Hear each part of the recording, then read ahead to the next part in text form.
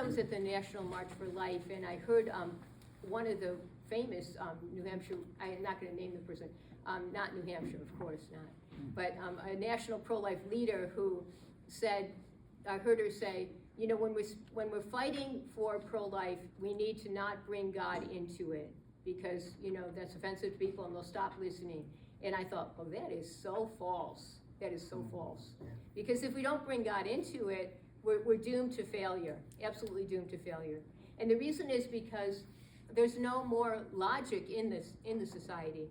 Even if we were the most logical person, the best lawyer that ever lived on earth, we couldn't convince the people that believe abortion is okay by words.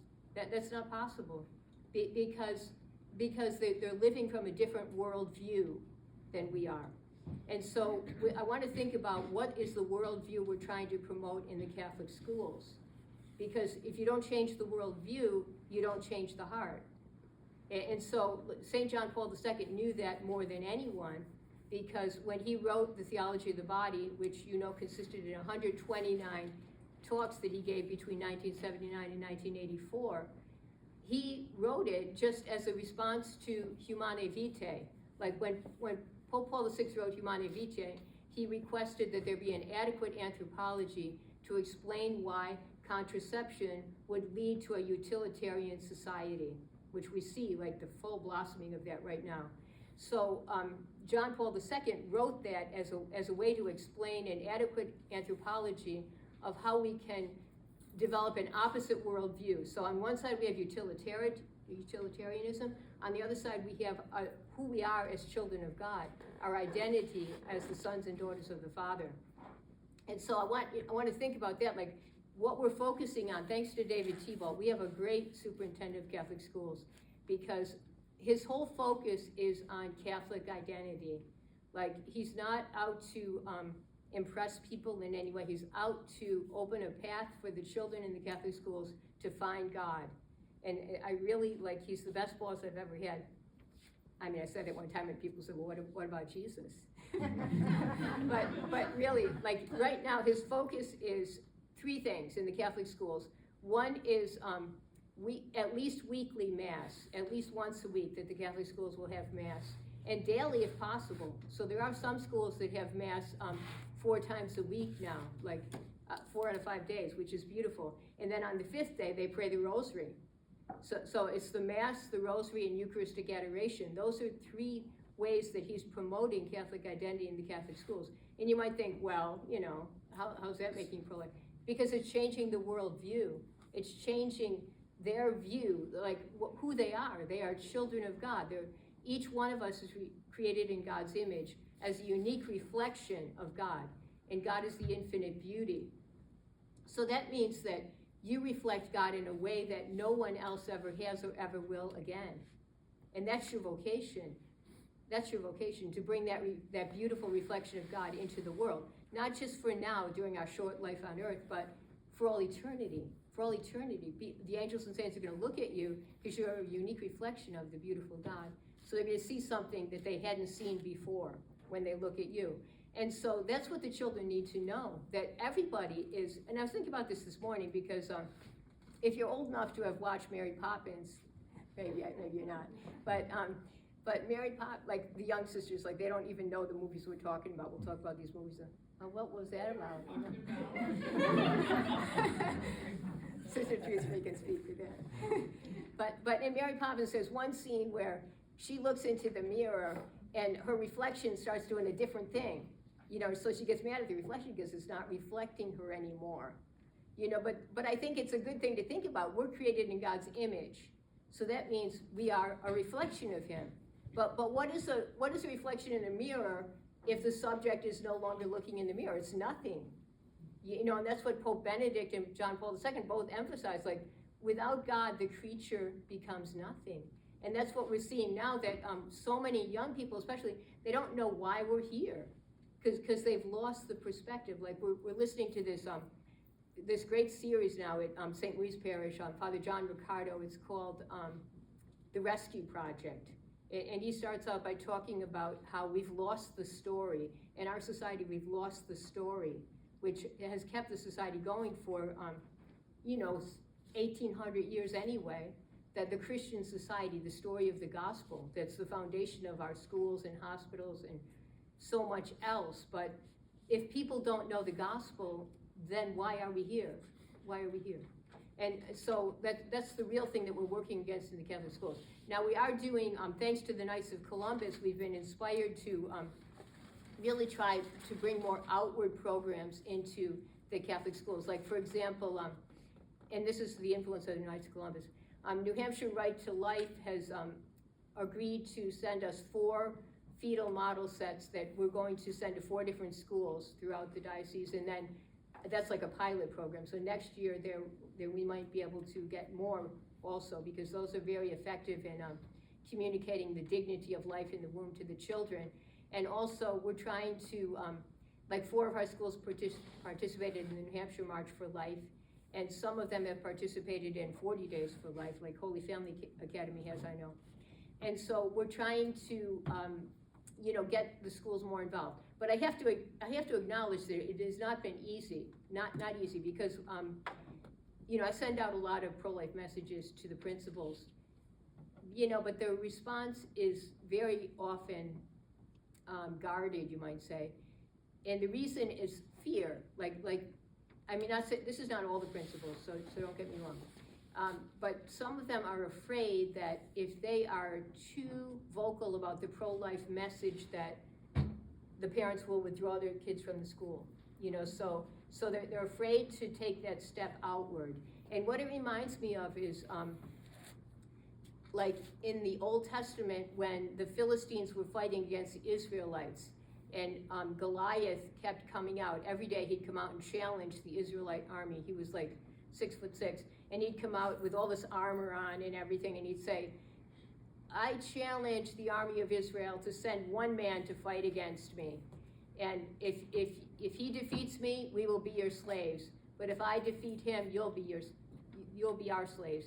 And so, like, everybody in the army of Israel was afraid. Like, nobody had the courage to go up against Goliath. But then David, who had been anointed by the Holy Spirit when Samuel anointed him to be king, he was still a teenager, and he came to bring his older brother some food because they were fighting in the army. And he heard Goliath say that, and he said, who is this uncircumcised foreigner to insult the army of the living God? I'll fight him. And his older brother got really mad because he thought, little brat, go home, But David didn't let that dissuade him from what he clearly saw was an insult to the army of the living God. So he goes to Saul and to the king and says, I'll fight him, and Saul says, well, okay, like, why don't you use my armor, So David puts on Saul's armor, but he can't walk. He's never practiced walking in armor, so he can't even walk in armor. So he takes it off. He said, no, sorry, I can't use this. I'm not used to it. And so he goes up against Goliath with a slingshot, with 5 stones and a slingshot. But that might be, that's like what it looks like he's going up against Goliath with the slingshot. But he's really going up against Goliath in the name of the living God. And he says that to Goliath. He says, you're coming against me with a sword and spears, but I'm coming against you in the name of the living God whose army you have insulted. And so when we come against abortion in the name of the living God, that's when we're going to win the victory. It's no coincidence that the day that Roe v. Wade fell was June 24th, 2022, the Feast of the Sacred Heart of Jesus. That's no coincidence. And so when we are united in the heart of Christ, that's when we're going to win the victory, because the devil can't stand against Jesus Christ. Just for example, let me give you one example of that. Have any of you ever heard of Zachary King before? Who is it? Zachary King? Okay. Well, Zachary King, he was like a wizard. He was like, he was so far into the occult that he was like of the top 10 wizards in the world, and very, very far into the occult. He had assisted in 146 abortions, and he had helped to break up 100 churches. And so he was in 2008, in January of 2008, he was working in Vermont, at a mall in Vermont, and this woman, Marianne I don't remember her last name, but she worked for Father Joe Whalen. She was the secretary for Father Joe Whalen, if you've ever heard of him before. And she came into the mall and she bought something he had this like kiosk, it was like a jewelry place in the mall. And so Zachary sold her something, and then he said, well, here, on the receipt, he said, here, you can enter this and you might be able to win something in this. And she said, oh, well, I have something for you as well. And I brought some miraculous medals and put them over on the table. If you don't have one, you should take one. But she took out a miraculous medal and handed it to him. And she said, and this is very powerful. And he was like a jeweler, you know, and he looked down at this, and he's thinking, this cheap piece of metal, you know, how is this powerful?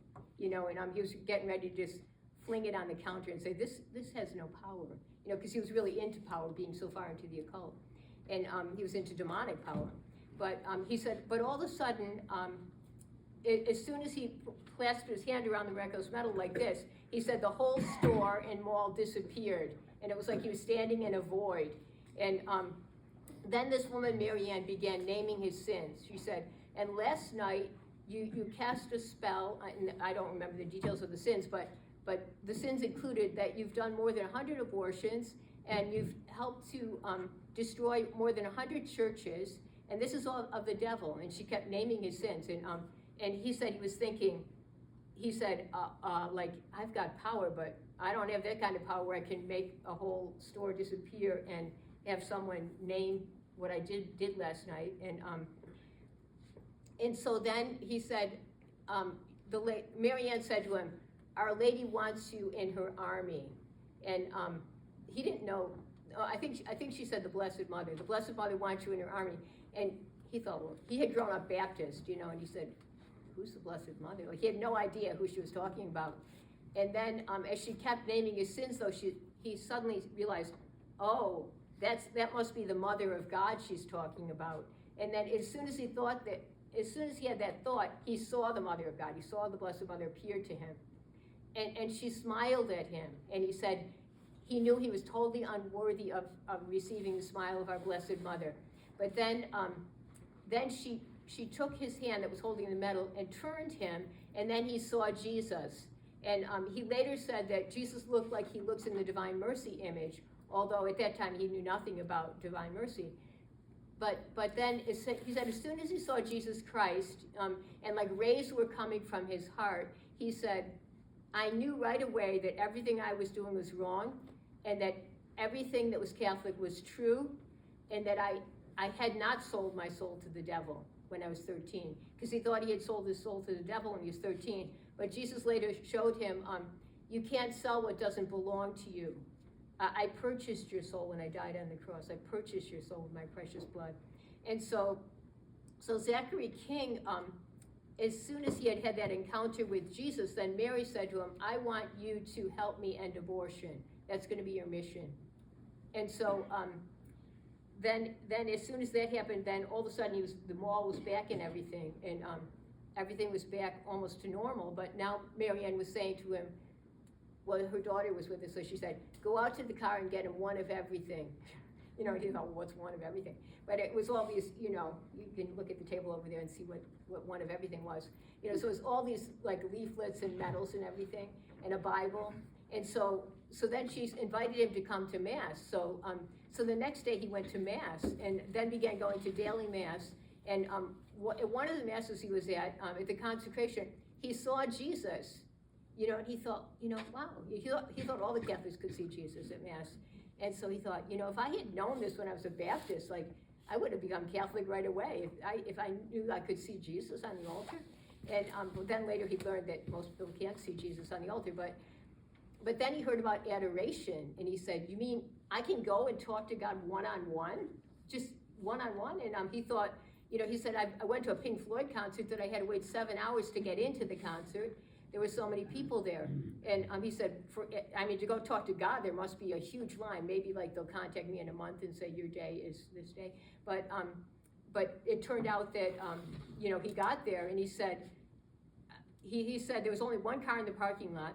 And as soon as he went into the place, this woman bolted out the door, and she said, and you can't leave until someone else comes, you know? Pretty sad, huh?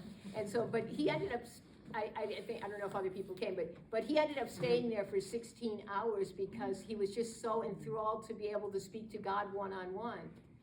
You know, so this is a person who was a wizard, one of the highest in the world, but understanding what we need to come to understand again. And as we approach Lent, I'll end with this because I know I'm going on and on, but you know, recently I fell on the ice and broke my kneecap and dislocated it.